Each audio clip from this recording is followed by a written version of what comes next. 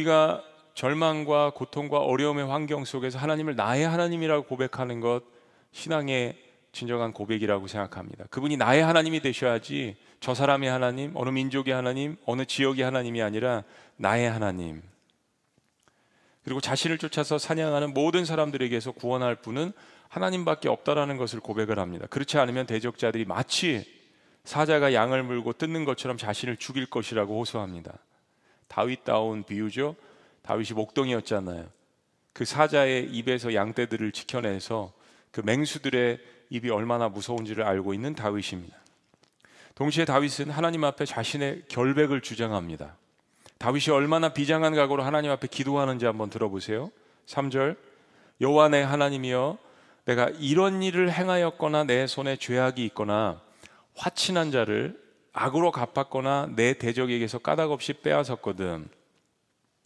그러니까 자신에게 죄가 있어서 이런 일이 지금 생겼거나 서로 조약, 화친을 맺었는데 다윗이 배신을 하고 조약을 어기고 악으로 행동을 한다든지, 설사 대적이라도 이유 없이 그 재산을 빼앗는다든지 이런 일을 했다면, 하나님 저에게 이런 일이 있다면 이렇게 해주세요. 5절입니다. 원수가 나의 영혼을 쫓아 잡아 내 생명을 땅에 짓밟게 하고 내 영광을 먼지 속에 살게 하소서. 시인이 다 됐습니다. 시인이. 다윗이 자신의 결백함을 하나님 앞에 간절하게 호소를 합니다. 만약 자신이 잘못을 했다면 자신의 원수들이 자신의 생명을 취해도 좋을 것입니다. 우리는 보통 사람들이 이런 기도 잘 못하죠. 다윗이 이런 기도를 합니다. 그리고 자신의 영광이 먼지 속에 살게 해도 좋다. 그냥 먼지 같은 인생이 돼도 좋다. 이런 먼지는 티끌입니다. 이거 사람들이 상관 안 하지 않는 인생, 사람들 앞에 보이지 않는 인생, 그러한 인생이 돼도 좋다라는 고백을 하나님 앞에 합니다. 사실 다윗은 이미 자신의 영광이 지금 먼지 속에 살고 있는 것 같다라는 느낌일 것입니다. 오늘 설교의 제목도 그런데 시편 말씀을 읽으면서 저에게 와닿았던 구절입니다. 그냥 인생 자체가 지금 한 달도 아니고 두 달도 아니고 1년도 아니고 5년도 아니고 10년도 아니고 10년 이상을, 어떤 학자는 15년, 17년, 이게 정말 짧은 기간이 아닙니다. 도망자의 삶이, 정착할 수 없는 삶. 그리고 중동 지역이 얼마나 좁아요. 이스라엘이 우리나라보다 좁은데 어디 숨을 데가 있어요? 나무나 많아야죠. 또 건물이나 빽빽해야죠. 그러니까 블레셋 땅에 가서 그냥 미친 척을 하고 침을 흘리고 기둥에다가 수염에 침을 흘리면서 어기적거리고 이런 일을 했던 이 다윗, 이 얼마나 정말 힘든 삶입니까? 자신의 인생이 먼지 속에 살고 있는 것 같은 그러한 경험을 이미 하고 있는 이 다윗이 아무리 생각을 해봐도 자기가 이렇게 남에게 모함을 당하고 온 국민이 자신을 샅샅이 뒤지고 자기가 죽을 일을 끊임없이 당할 만큼 잘못을 한 적이 없다라고 하나님 앞에 결백을 주장하는 겁니다. 억울한 마음이 계속 커집니다. 기름 부은 것 자체가 문제가 아닙니까, 하나님? 이런 고백은 하진 않지만, 하나님 제가 언제 왕이 된다고 했어요, 하나님? 그냥 저는 들판에서 양들 돌보면서 하나님 경외하면서 그렇게 살려고 했는데, 제가 다윗이라고 생각하고 이야기해 보는 거예요. 그냥 아무도 나서지 않으니까 그 골리앗을 그냥 하나님의 이름으로, 하나님을 그렇게 대적하니까 하나님 제가 그거 한 거, 제가 하나님 뭘 잘못했죠? 언제 제가 왕이 된다고 했죠? 분통이 터집니다. 여러분, 뭐가 잘못되어 가고 있는 걸까요? 하나님께서 실수하시는 걸까요? 하나님은 실수하시지 않는다고 했습니다. 다윗이 정말 죄가 있어서 대가를 치르는 것일까요? 그건 아닙니다. 정확히 그 반대입니다. 이 다윗에 대한 하나님의 그림은 이스라엘을 선하게 다스리고 하나님을 존중하고 하나님을 사랑함으로 말미암아서 그 하나님의 선하심과 하나님의 의를 가지고 이스라엘 백성들을 다스리는 왕으로 만들어 가시는 중입니다. 하나님이 가지신 그림입니다. 그래서 사실 하나님은 지금 다윗을 그런 왕으로 만들어 가시기 위해서 용광로 가운데 훈련을 시키시고 계시는 중입니다. 다윗이 사울에게 쫓겨다닐 때 다윗 주변에는 그래서 그런 억울한 사람들이 모이게 됩니다. 원통한 자, 빚진 자, 환난당한 자, 사기당한 자, 분통이 터지는 자, 모함을 당한 자, 밀고를 당한 자, 이 사울의 압정에서 그런 일을 당한 자들이 바로 다윗의 아둘람 굴로 하나둘씩 모이기 시작했습니다. 그들의 억울함이 바로 다윗의 억울함이었습니다. 다윗의 억울함이 바로 그들의 억울함이었습니다. 그래서 그런 사람들끼리 모입니다. 저는 사실 이 아둘람 공동체 이 말씀을 묵상하다가 이게 바로 교회구나. 세상의 사탄의 압제에서 그렇게 원통하고 빚지고 환난당하고 밀골당하고 이 사탄의 특징은 어큐즈하는 거잖아요. 너 죄 있어. 계속 정죄하는 거잖아요. 그러한 어둠의 권세에 핍박받았던 사람들이 모이는 공동체, 이 아둘람 공동체가 구약의 교회의 저는 모형이라는 생각을 했습니다. 근데 다윗이 이 모든 억울하고 원통한 마음을 오직 하나님 앞에만 가져갑니다. 하나님께만 가져갑니다. 나의 하나님 하면서 막 분통 터지는 일은 적나라하게 다 이야기를 하지만 중요한 것은 다윗이 이 모든 일을 하나님께 가져갔다는 이야기입니다. 그리고 이 모든 일의 결국 심판은 오직 하나님만이 하실 수 있음을 하나님 앞에 고백하면서 하나님께서 자신의 결백을 위해서 하나님 제발 좀 일어나 주세요. 하나님 제발 좀 일어나 주세요. 저를 위해서 일어나 주세요라는 고백을 합니다. 6절 말씀. 여호와여 진로로 일어나사 내 대적들의 노를 막으시며 나를 위하여 깨소서. 주께서 심판을 명령하셨나이다.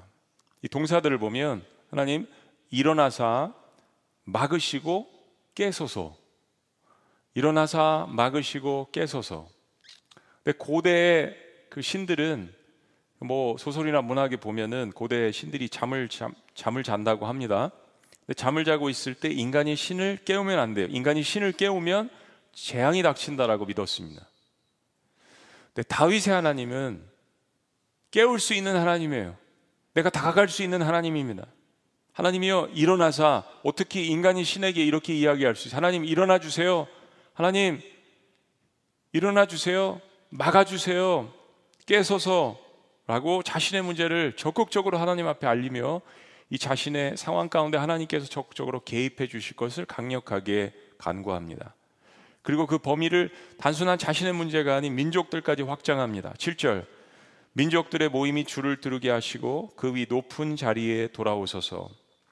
그리고 거기에 그치지 않고 하나님은 모든 사람들의 재판관이시라고 고백을 합니다. 자신도 만민 중에 한 사람이기 때문에 자신의 의와 성실함에 따라서 자신을 판단해 달라고 하나님 앞에 호소합니다. 8절 다 같이요. 시작. 여호와께서 만민에게 심판을 행하시오니 여호와여 나의 의와 나의 성실함을 따라 나를 심판하소서. 자 여러분, 다윗이 정말로 이만큼 완전하고 의인이고 스스로 이야기하는 것처럼 성실했을까요? 다윗이?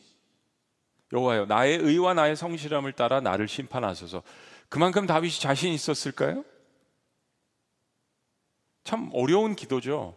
감히 누가 이런 기도를 따라할 수 있을까? 그렇지는 않습니다. 그렇지는 않습니다. 다윗은 완전한 자가 아닙니다. 우린 다윗의 삶 가운데 다윗이 어떤 일을 저질렀는지 잘 알잖아요. 다윗이 여기서 고백하는 것은 다윗은 그만큼 악인들이 자신에게 죄를 뒤집어 씌우는 것에 대해서 억울한 마음이 크기 때문에 재판관이신 하나님께서 해결해 달라고 이 대적자들의 못됨과 악함을 비교해서 하나님 앞에 토로하는 것입니다.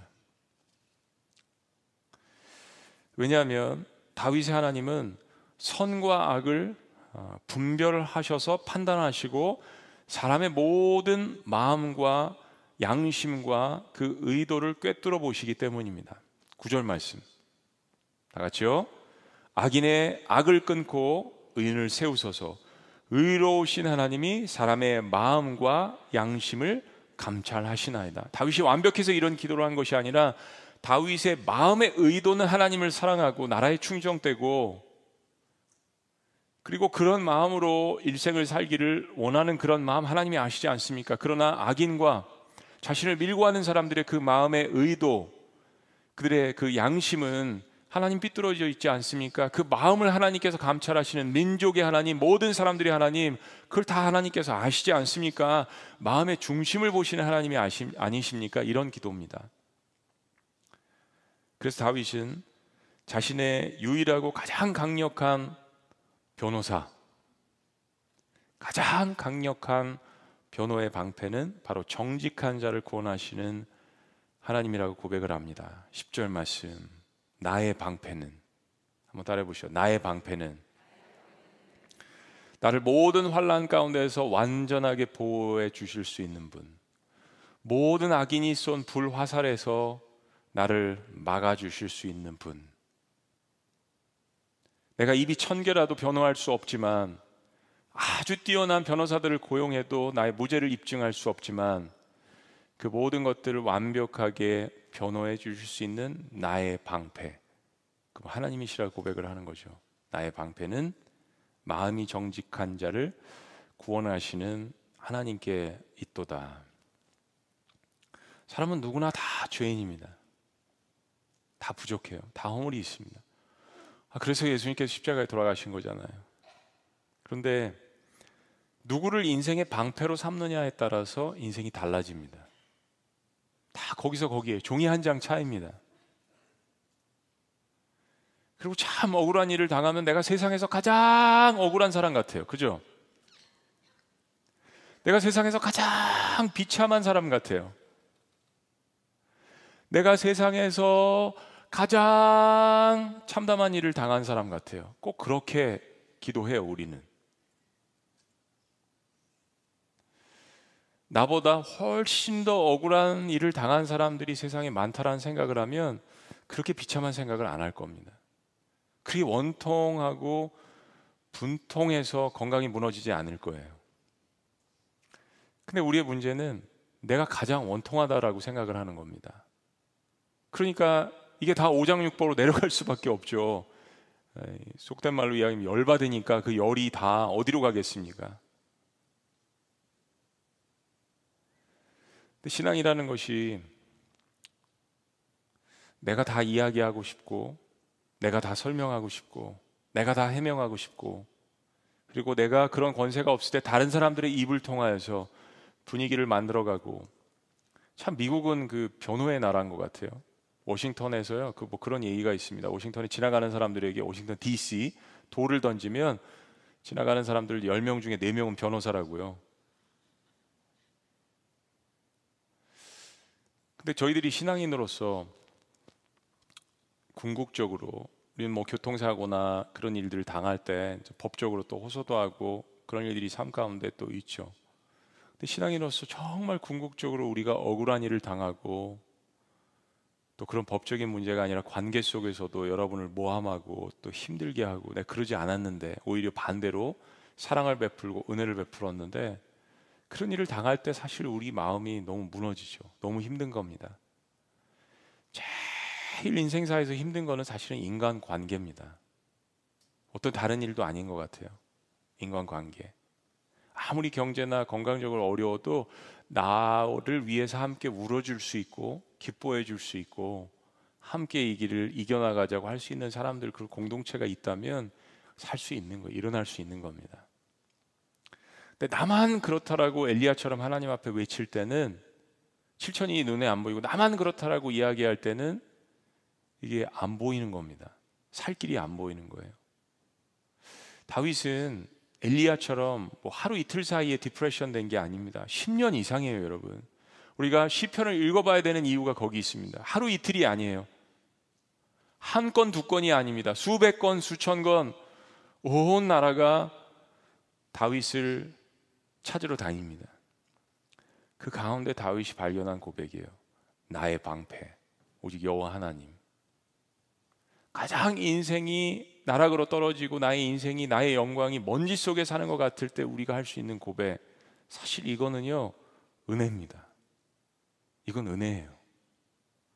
나의 인생의 방패는 오직 유일하신 하나님만이라는 이 고백은 은혜입니다. 아무나 할 수 없는 고백이에요. 여러분이 인생이 성공하고 가장 산꼭대기에 올라갔을 때 그런 고백을 하실 것 같지만 그렇지 않습니다. 그건 하나님이 나를 축복하셨기 때문에 할 수 있는 고백. 그러나 그러지 않더라도, 최근에 시니어 어느 한 분이 그런 고백을 하셨대요. 목사님, 아무런 기도의 응답도 없고 모든 게 다 잘 되어 가고 있지 않는 것 같은데 감사해요. 그런 고백을 하셨대요. 근데 감사해요. 외양간에 송아지가 한 마리도 없는 것 같고 감람나무에 열매 소출이 없는 것 같고, 그래도 날 구원하신 그 구원의 하나님을 인해서 기뻐하리로다. 그러니까 인생의 본질을 다윗이 깨닫습니다. 하나님은 나의 방패십니다. 하나님은 나의 유일하신 방패입니다. 그러니까 내 인생에 누구를 방패로 삼느냐에 따라서 인생은 완전히 역전됩니다. 뭐 우리가 잘나서 구원을 받았습니까? 우리는 그리스도인들로서 반드시 그거 깨달아야 합니다. 우리가 뭐 세상 사람들보다 잘나서 구원을 받았어요? 아니지 않습니까? 예수 그리스도의 그 보혈이 사탄의 정죄로부터, 어둠의 세력으로부터 우리를 shield, 막아주는 거잖아요. 예수 그리스도의 그 보혈이, 예수 그리스도의 몸이 우리의 방패가 되시기 때문에 하나님께서 그 예수 그리스도의 보혈을 보시고 너는 내 딸이야, 아들이야, 의로운 자야, 하나님이 그렇게 예수 그리스도 그 아들을 통해서 우리를 바라봐 주시는 거잖아요. 이거는 우리가 극심한 고난 가운데 있을 때 비로소 깨닫게 되는 것입니다. 하나님만이 나의 구원자십니다. 여러분 찬양하셨잖아요. 주님만이 나의 산성, 나의 요새이십니다. 똑같은 고백입니다. 하나님만이 참다운 구원자시고 하나님만이 참다운 의로우신 재판관이심을 다윗이 깨닫습니다. 그리고 이제 의로우신 재판관이 악인을 심판하실 것이라 고백합니다. 11절, 하나님은 의로우신 재판관이시며 매일 분노하시는 하나님이시로다. 사람이 회개하지 아니하면 그가 그의 칼을 가시며 그의 활을 이미 당기어 예비하셨도다. 죽일 도구를 또한 예비하시며 그가 만든 화살은 불화살들이로다. 그냥 하나님 앞에 다 쏟아놓는 것 같아요. 하나님 앞에. 악인은 사실 하나님의 심판이 오기 전에도 스스로가 쌓아놓은 죄악들 때문에 그 결과를 스스로가 경험을 합니다. 다윗 또한 이 사실을 깨닫습니다. 14절, 악인이 죄악을 낳으며 재앙을 베어 거짓을 낳았도다. 15절, 그가 웅덩이를 파 만드며 죄가 만든 함정에 빠졌도다. 악인이 남을 위해서 만든 그 올무에 스스로가 걸려든다는 이야기죠. 16절, 그의 재앙은 자기 머리로 돌아가고 그의 포악은 자기 정수리에 내리리로다.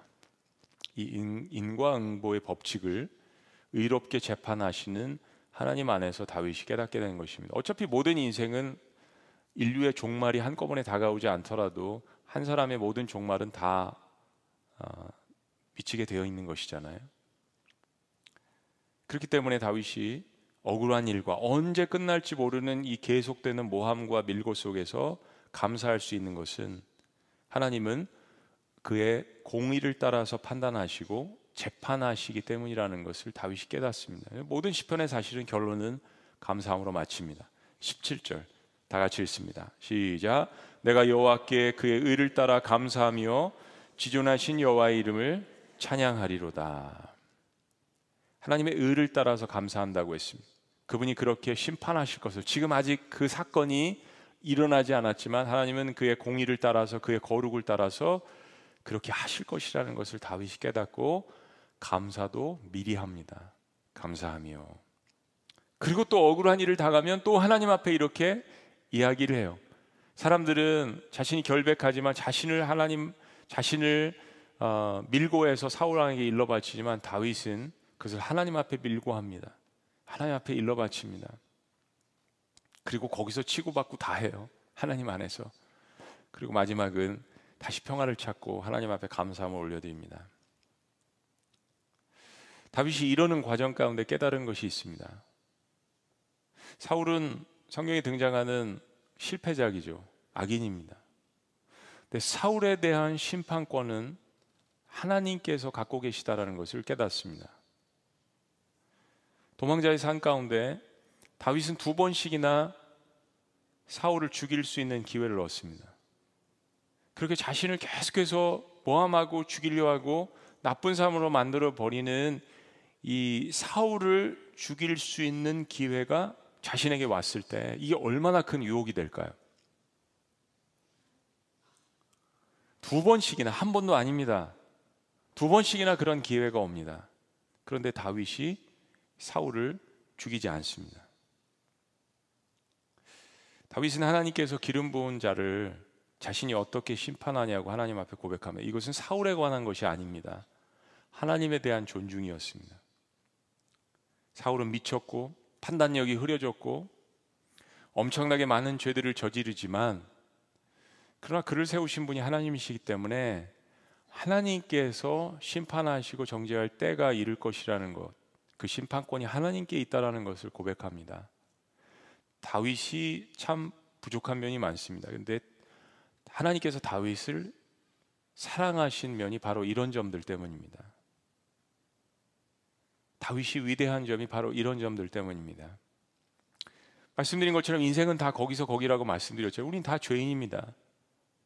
다윗이 이런 순간들에 하나님 앞에 이런 고백을 하고 이런 결정을 할 수 있었던 것, 그거는 나의 방패, 나의 구원자, 나의 하나님, 하나님 여호와 하나님 한 분뿐이십니다. 이 신앙 때문이었습니다. 이 신앙, 하나님께서 이것을 크게 보신 것이죠. 다윗의 신앙관이 진하게 나타나 있는 부분입니다. 그래서 다윗은 자신의 억울하고 원통한 마음을 하나님 앞에 숨김없이 고백을 하는 것입니다. 그분이 문제의 해결을 해주실 분이라는 것을 알고 있기 때문에 그 문제의 재판관이 하나님이심, 의로우신 하나님께서 그들을 벌하시고 혼내줄 것을 간절히 호소합니다. 다윗은 그 심판의 권리가 자신에게 왔을 때에도 그 권리를 다시 하나님께 이양을 합니다. 하나님, 하나님께서 해주세요. 왜냐하면 이건 지혜로운 기도입니다. 내 손에 일단 피를 안 묻혀도 되고요. 두 번째는 내가 심판하는 것보다 훨씬 더 무섭게 하나님께서 심판하실 것을 알고 있기 때문입니다. 숱한 전쟁을 다윗이 치르게 됩니다.